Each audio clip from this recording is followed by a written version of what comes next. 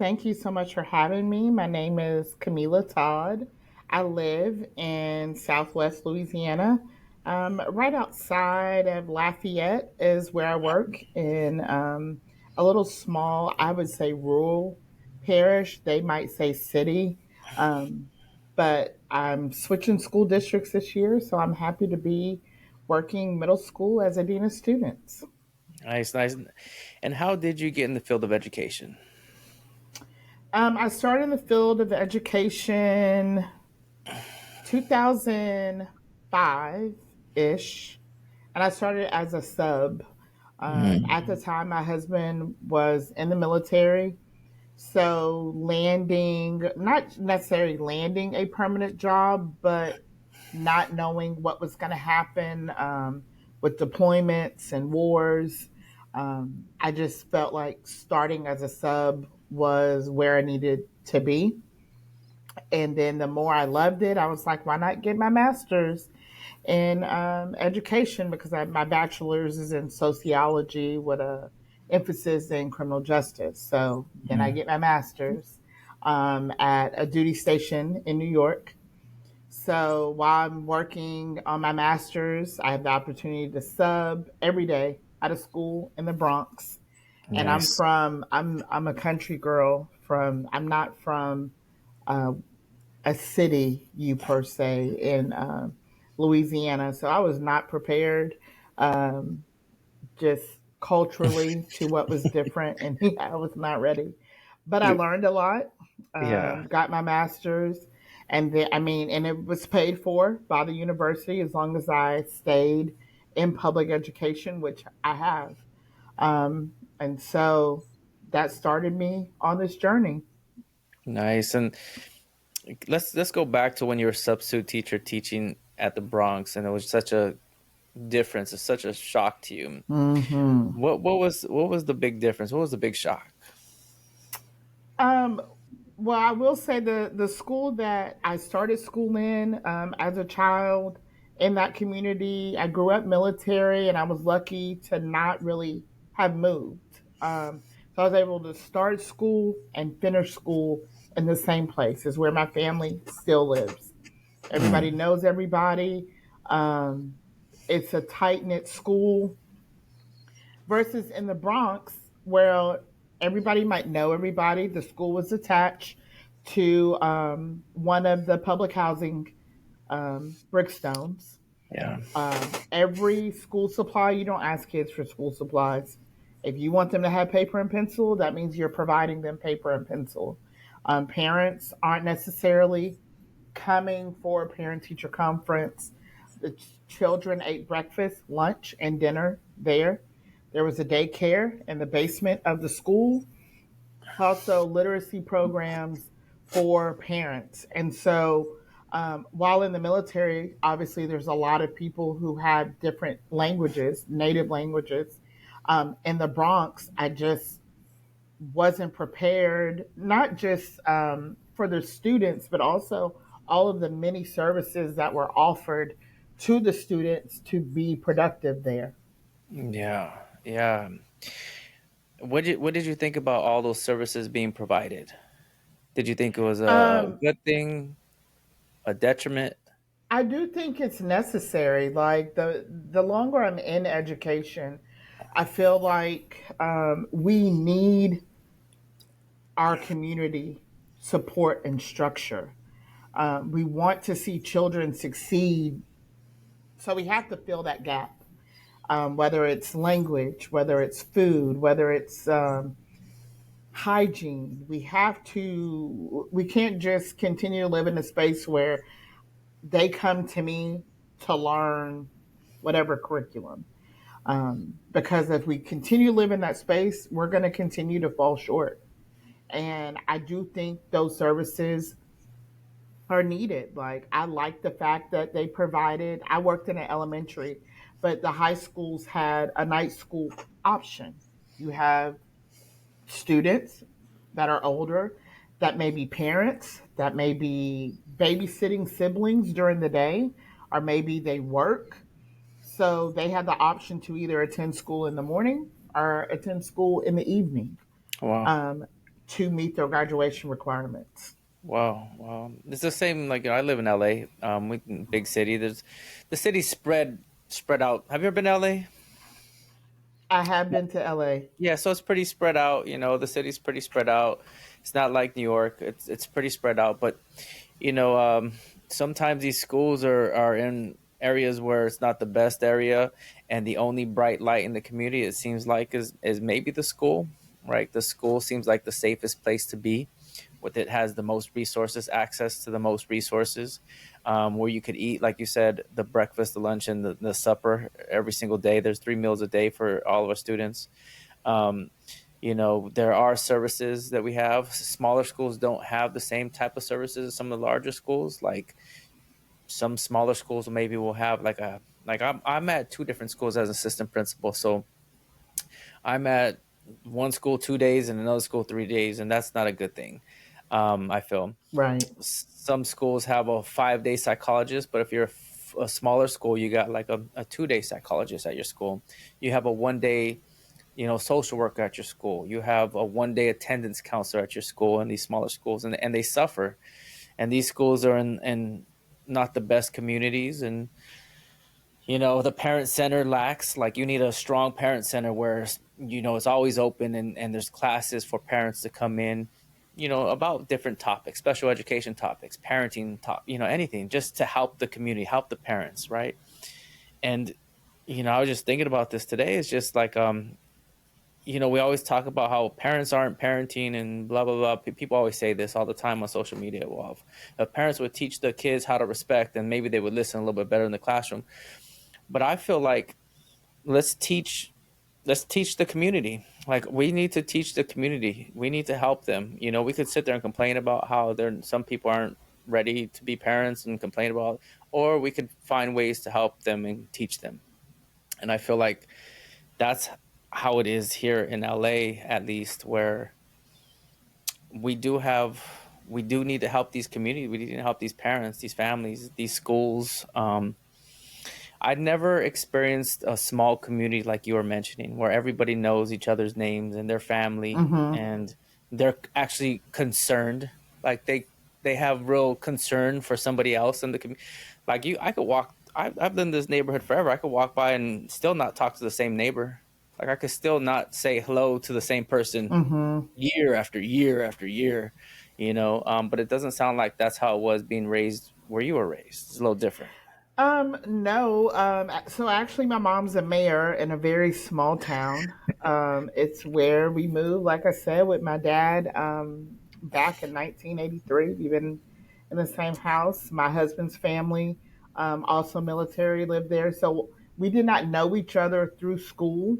We know the same people though, so we kind of met that way. But we know everybody. I could be in Walmart and someone just recognizes me as my mom's Wow. daughter. So we have shared experiences that way. I live about 2.5 hours away from there right now. And so the school I'm in, the community is very similar. So I get asked because I don't have the Cajun accent that everybody else has here. So they automatically know I'm not from here.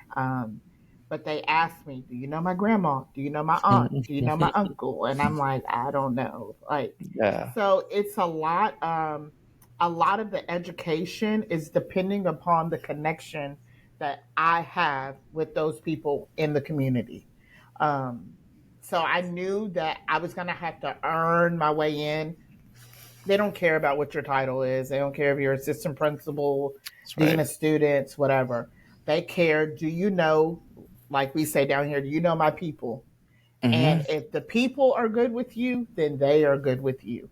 Hmm. They'll respect you. They'll get their kids to kind of move in line with you.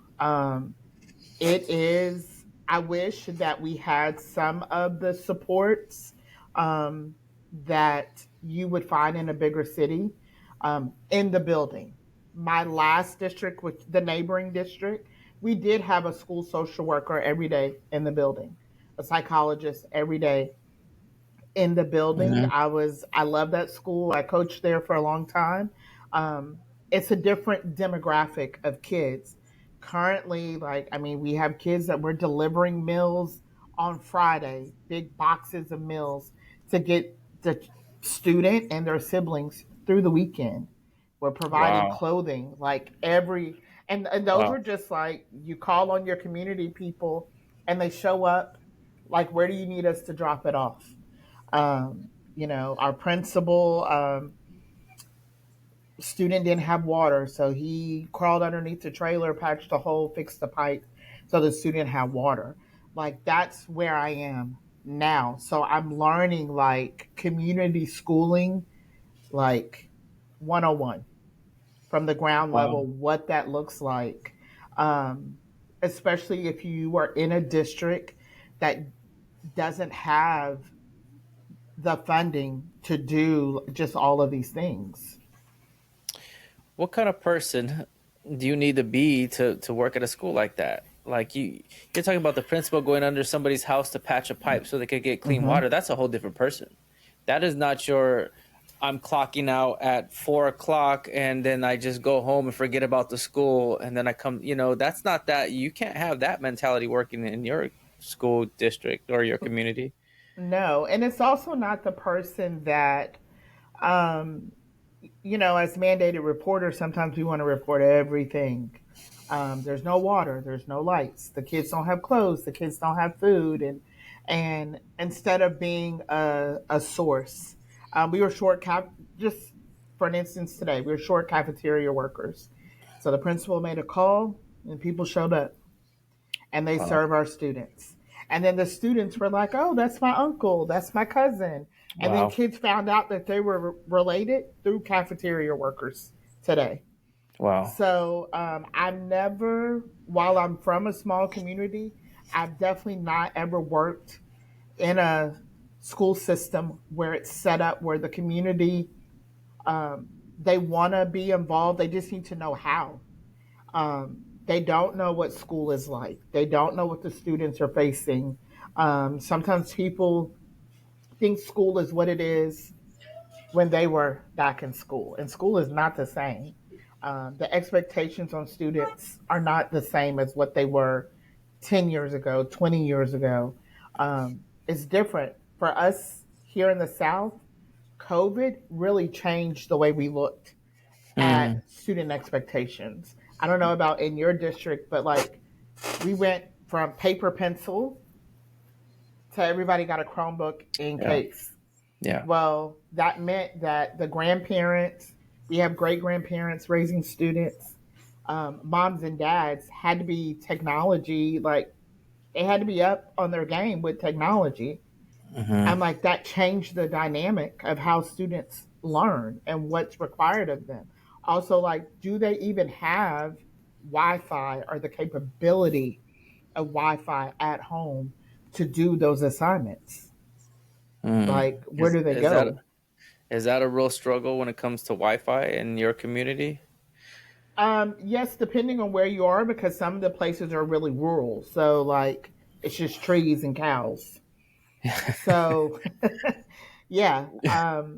And so when you ask about what type of people or what type of person you have to be, these are like just good country folks. And so I live my life where I grew up in small towns, but like my heart thinks I'm a city girl, like because I stayed in New York for so long.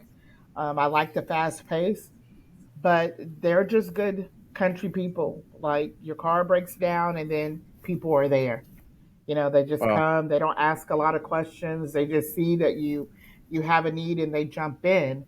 Um, and so but there's sometimes like, are they allowed to jump in? Like, do we, you know what I mean? Should we be accepting? Should we be So, accepting everybody in our campus? Should everybody be entering our yeah, campus? Like, yeah. yeah, So, that's the real thing. yeah, it's just very different.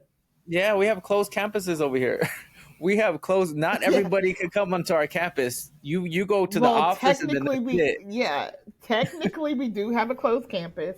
We have a system where the people check in, and it immediately does kind of like a quick background check on them. Yeah. But still the immense amount of support that people come out, and I mean, and you don't want to turn anybody away, but yes, we do use a security system that if the system says no, then it's a no. Yeah. um So, okay, wow, that's just so different from where I'm working. What you're explaining is so different from all the schools I worked at. It's nothing like that, you know. Like I said, we have a hard we nobody could enter our schools. It's a hard no. There is no, you know, okay, you could come to the office, your parent, that's as far as you're gonna go. If you do go inside the schools, you get a visitor's pass, and you could only be in there for a certain amount of time, but you're not in the school for a very long time, and maybe somebody's walking you got to you. the classroom and then walking you back. But it's and then not like different organizations and different businesses just can't enter the school, and they need an MOU with the school district, and it's just really strict. And I guess it's for the safety of the students and the staff and everybody. You Correct. know, that's how it is over here. It sounds like people are more warm where you're at, where people are more. I guess they care about their neighbor. They care about other people in the They community. do. And like I said, it's a hard, like they will build stuff, they will fix stuff. We don't have a lot of subs, but we do have a few people that sub. I think the difference is the fight here in Louisiana is while we want to raise our academic capabilities, we also want to restrict um, so many things in terms of what students are learning or how they're learning. So it's like tying teachers' hands behind their back. Mm-hmm. It's also tying up funding. In the area I'm in, we don't have a lot of charter schools. We do have the Catholic schools, but there's like maybe three in the parish, two or three, and then a charter school. Mm-hmm. So, the kids, I work in a very low income school. So my students, like I said, it's a different demographic than where I was the past 2, 3 years. The students where I work cannot, like, the private school is not an option. Like, they come to school and we can't get to the breakfast line soon enough. Or, Wow. like, we're having to become, if they take meds, the parents or guardian or some, we have people from the district stepping in as the parent because otherwise it's not going to be done. Wow. So there it's not, we're it's like how can we get them fed and make sure that they're ready to learn, And you how are know. you guys addressing that issue? How are you guys addressing that? What are some I things you're doing? mean, every day it's, I'm new there, so the teachers are still trying to get to learn how I am. I do want the students to be accountable. But when the kid is hungry or they're tired or they don't even know where they're going to sleep tonight, it's very difficult for them to talk to you about ratios and proportions. Like that's not even close to where their mind is at. Right. So I have kids. We use Smart Pass. I don't know if you're familiar with it. So it's just like an electronic iPad. system. The kid put in a pass. The student does this, and that's how they use the restroom. And so we know where they're going and how long they're out. But it's Mm-hmm. all day. Students putting in a pass. Can go see Coach Todd? That's how they refer to me. And a lot of times I'm talking to them. I realize some of it is task avoidance because they don't want to be in class. Yeah. But the other part is it like, are they being met with grace and empathy so that they can feel comfortable to be who they are and learn? That. So, Mhm. coaching the student through that, but also talking the teacher through, this is where this particular student is. And I do want them to learn because I feel like it's the ticket to freedom, but the kid doesn't know that yet. Mhm. They're just living the continual cycle that they've seen everybody around them live. That's right. And I feel like if you don't see a model of, hey, this is a different way of how to get things done, or this is how Here's different avenues of success, and take a look and investigate that. These are all opportunities for you to, that's helpful. But if you have no model, like you're saying, if there is no model, if you have no examples of people that you grew up with or your family members, your uncles, your own parents that were successful in some way, Mm-hmm. you're going to fall into that same trap. You're going to fall into that same Right. route that everybody else took. And like you were saying, it's important that they see other avenues. It's important that they have conversations with Coach Todd, who has Mm-hmm. experiences and could talk about other things besides what they've heard at their own in their own home, whatever. When I think about my life growing up, for me it was like just graduate from high school. My parents didn't graduate from high school, so Mm-hmm. for me it was just like just all you gotta do is just graduate from high school. That was like it. Like the pinnacle of everything was like just graduate from high school, and I did, and it was like, okay, now what? Okay, what else? What Right. other? And thank God I had like maybe a couple of other role models that I saw. That like I had a neighbor that was a travel agent, and he used to travel the country, and he would come back with pictures of other places, and I was like, man, I would love to visit these other places that he talked about. All these pictures he brought from all these other countries, I would love. And so that was in my mind, like, oh, I need to travel. In order to travel, I need to make more money. And these are thoughts that would go. And I had another kind of role model. It was a neighborhood. He was a park director. He ran all the after school sports, and he was just a cool dude that would play basketball with everybody and talk and hang out and run the park. And I was like, man, that's a great job. I would Mm-hmm. love to be the park director. So I had these ideas. Okay, this and that, and they were helpful. They were helpful, and I think that we need to show the kids that we work with that there are other avenues. And these conversations Yes. that you're having with your students are extremely important. When you talk to the teacher, when you say something like, we have to meet this student where he's at, like, how much pushback do you get from teachers? So to be honest, I haven't received a lot of pushback. There are some that are like, "Look, this is where I'm at," and I know the pressures of standardized testing is it's constantly on people's minds. The pressure because that's how teachers are evaluated here is that test. Mm-hmm. Mm-hmm. Um, I kind of look at it this particular group of kids like they're just trying to survive life. That's where Mm-hmm. they're at. These kids are not talking about college.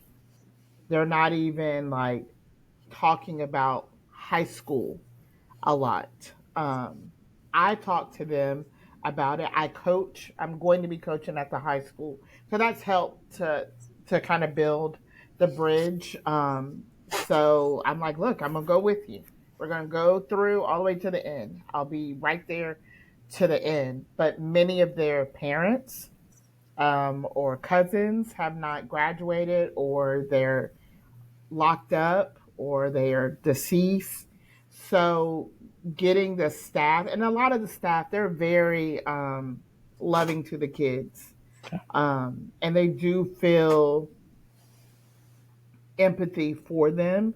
And sometimes, like, it causes the expectation to be lowered instead of higher Mm-hmm. because they're like, it's almost like, oh, can they do it given their circumstance? And I think they can do it if it's presented in a way that they can understand. And like you said, you had the park organizer, you had the travel agent, you had these people that you could see doing things. So I think it is like we need to expose them to things outside of the few blocks that our children live in so that they can see things beyond, like our kids see sugarcane. I mean, I didn't grow up around sugarcane. So coming to a place that's known for its sugarcane and that's what the kids know, they know how to farm it, how to harvest it. I'm just like, I don't know any of those things. So certain like students are like, that's what I'm going to do. I'm just going to work the farm or I'm going to work the oil field. That's what, pays money. That's what my cousin did, or I know somebody that's doing it. And those are all great things. but I hope to provide more than just one or two options for them so that they can really have a choice on what they want to do.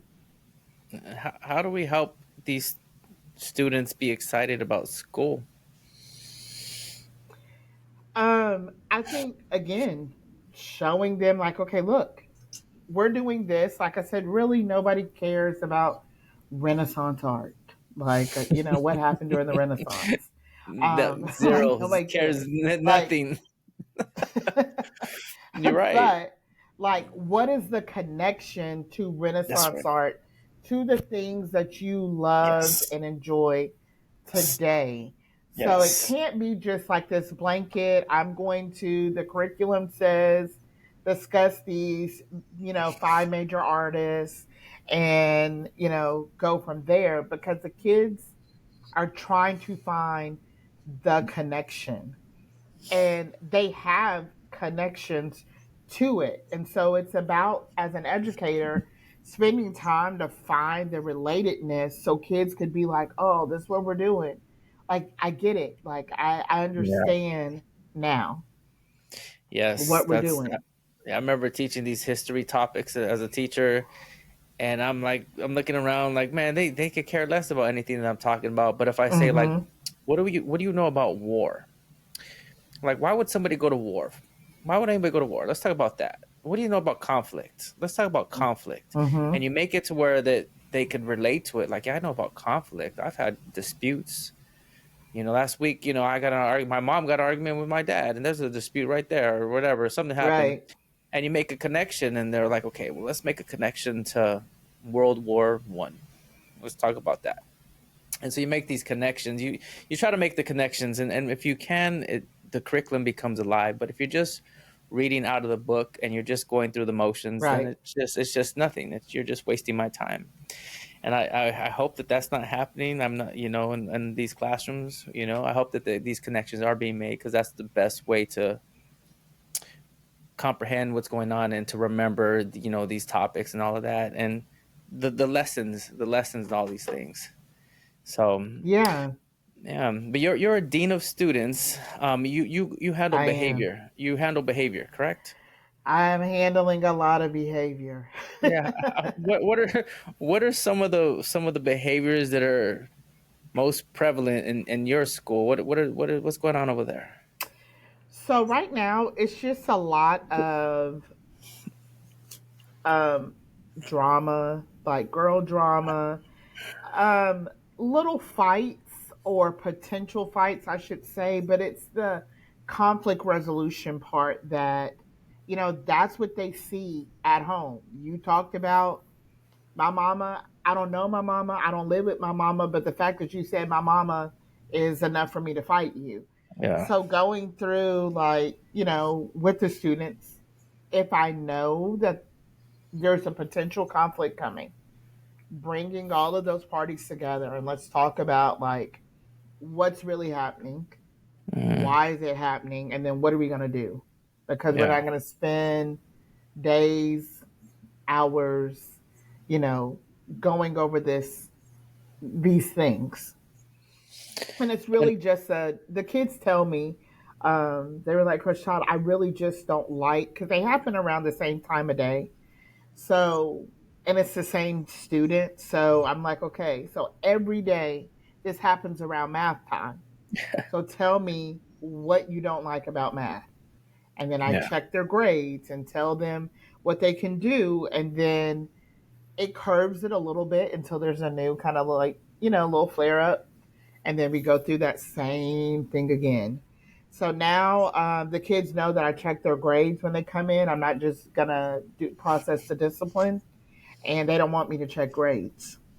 So a lot of them have stopped coming, which Hmm. has helped. So I'm kind of getting a Mm, new set of kids. I mean, it's Tuesday. And so a lot of the kids this week have been new flyers. I haven't seen them. And I'm meeting them and going into their classes and trying to figure out what's going on. But the parents have been receptive when I call. that's good. How long you been? This is your first year as a dean of students? This is my first year as Dean of Students, first year in this district.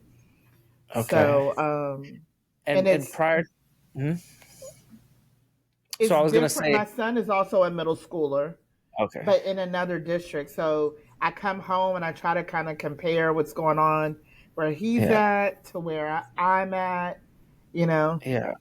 When you were a dean of students, did the teachers have this expectation of what your role should be, and does that differ from your expectation of what the role should be? Yeah, there are some differences. They did have, so the prior dean of students is now the assistant principal, and very, hardworking, supportive. Um, I see them as more of rescuers, the principal Hmm. and the assistant principal. And I feel like if not that I shouldn't come rescue you out of some situations as a classroom teacher, but if I do that consistently, I take your power That's and right. I take any credibility you have. And when you're trying to teach me as a student, like, why would I listen to someone who I now see as powerless? So Hmm. I'm trying to get the teacher to understand, like, I can come in and I can take over, but that's not Hmm. going to benefit you because you still have to walk in that room and you still have to stand in front of these students and present to them whatever material you're working on. So the teachers, I have been trying to not just process discipline in an office behind a closed door, but go into the classroom so the kids see me more often. The teachers see me and I can support them through different areas. So they've been willing to try on new things so that they don't lose the power, so I don't have to be called in all the time to, Yeah, I got myself in trouble so many times saying that statement that you just said. That if I go in the classroom and I try to take over, the students gonna be like, "Oh wait, I don't gotta listen to the teacher. I gotta listen to Mr. Vergara. He's the one that I really need to listen to." And so I strip the power of the teacher when I get called in so many times. And then when I leave, guess what? It's you and the student. It's you and the student, and it's not me right. there. And that student is not gonna listen to you anymore. And it's so true. And how do teachers um, receive that when you tell them something like that? Some are just kind of like, I just need you to take care of this behavior. Yeah. But that's very few. Most of them are like, what ideas do you have? I've had several email me like, I'm having this issue. Can we meet to discuss some strategies? That's Or good. how can I approach this kid better? Because they're not really trying to add to the trauma that's already there. Mm, Which I've worked with people who could have cared less if they added to a student's trauma. So I do see that they're trying to like work with the student, yeah. trying to find ways to connect. Um, those of the teachers that are kind of from the same community, they have some of their parents, grandparents, aunts, uncles, like on speed dial on the phone, like they're Yeah. calling. Um, Even if the number changes, somehow they still have the new number. Yeah. Some of the teachers that kind of live outside of the community, I'm sorry, my power just went out. I'm kind of from the country. Uh, what happened? I'm You got like cut off, a huh? power surge. I'm like, what is it? So we're still a little bit in hurricane season. So I Oh don't know if wow. it's windy. I don't know Okay. if it's windy outside or what's going on, but Or that's any of that. basically what happened. All the lights shut off. So I Yeah, I was like, oh no, what apologize. happened? She okay? Yeah, I was like, No, no, it's it just fine. went dark. So, Yeah.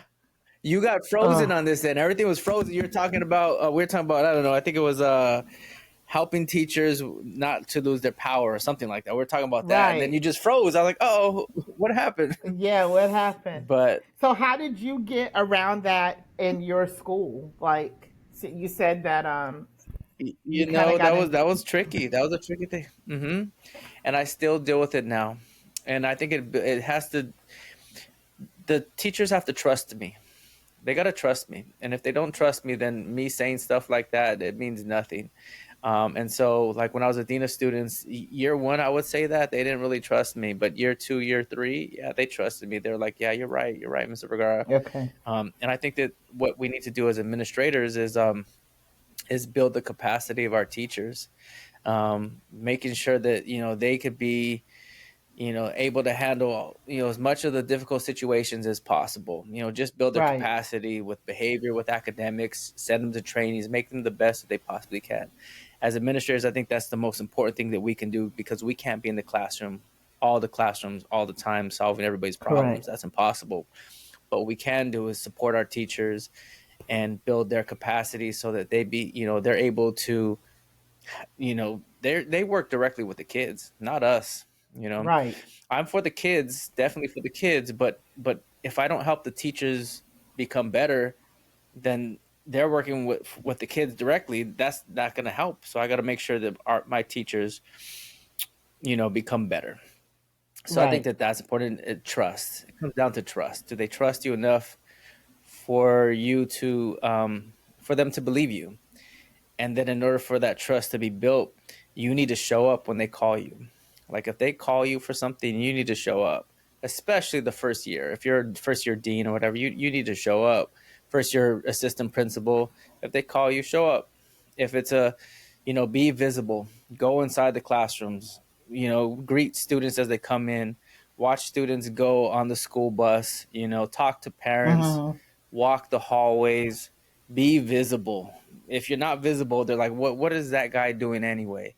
Where is it? I Right. never see that person. They're supposed to be our leader. They're always in their office. So you got to walk those hallways, get in your 10,000 Hmm. steps every single day, walking those Yeah. hallways, because that's how you build the trust. That's how you build that trust. And so Right. being out of the classroom 8 years, I make it a point to be like, okay, let me be visible, and then let me just go in classrooms just because.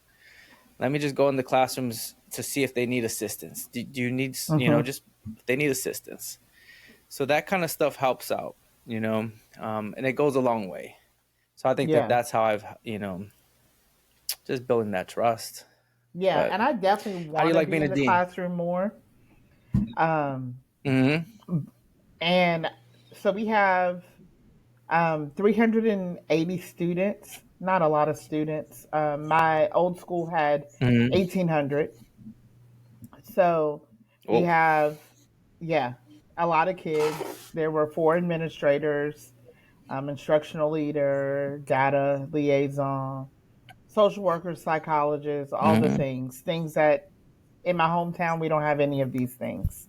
My current Mm-hmm. school has 380, but we have a principal, two APs, and myself. So still four administrators. And every day we're trying to, divide and conquer. We're trying to support and be, in as many classrooms with as many kids as we can. Um, and so it's a matter of just communicating, like, if we didn't answer your text or call when you needed us right then, it's not because we didn't want to come. It's just, you already have a train of students. Sometimes you just can't load more, you know? Yeah. Yeah. So, How do you like being a dean of students? I like it. I like high school. It's my favorite grade level. I keep saying that even though I'm in middle school. So I feel like I am, one, exactly where I'm supposed to be right now, and two, like just trying to prepare the kids, since I know what's coming in high school, prepare those kids for what is coming. And so the opportunity Yeah. to do that, I'm trying to embrace that part of it. This is coming. You're gonna go down the road to the street, like literally, it's down the road, not that far, and you need Yeah. to be prepared for what's coming. Yeah. So the Yeah. kids seem Absolutely. to Absolutely. like it. Yeah. Yeah. That's good. Um, So this is we're coming toward the end of the podcast, and toward the end of the podcast, I always ask my guests what are 3 tips that they could give to future educators. Maybe somebody that wants to be a dean, because being a dean, you need to Hmm. be a. I feel like you need to be a special person to be a dean. It's not for everybody. It is No, not for it's not. everybody.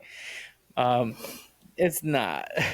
But what kind of tips would you give to some young educator who's on the fence of whether or not they want to be, an education, a teacher, a dean? What kind of tips would you give them? Number one, we need um, everyone. We need different perspectives. We need the representation of what the world has to offer, and we need grace. Um, don't expect students to get it the first time or the 10th time. As humans, we make mistakes. So, as a young educator, that's the part I didn't, I feel like, consider is grace and support. So, I would encourage someone Hmm. going into education or a new educator to give the kids, because they're just kids, whether they're 5 years old or 18 years old, they're the same kid. They need the same support, the same room to grow and to flourish.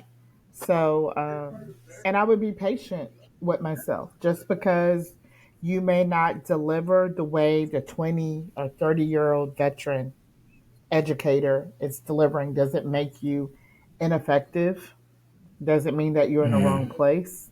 It just means that your capacity, like you said, may need to be built a little bit more. Yeah, yeah.